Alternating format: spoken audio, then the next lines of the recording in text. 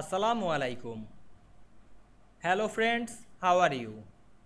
Welcome back to our new video.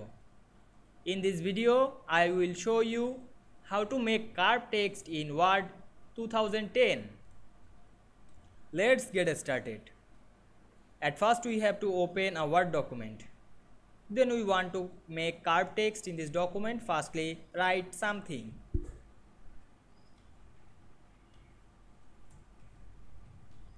Then select the text and go to the insert menu. Then click word art option. Then choose a word art. Now I select the word art. Then select the word art text and go to the format menu. Then click text effect and choose transform. Then choose any carved effect. Now I select the carved effect.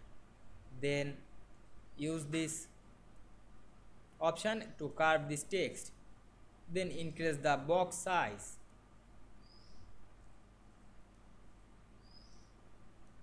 And now we can see here we make this carved text very easily. I hope you enjoyed the video.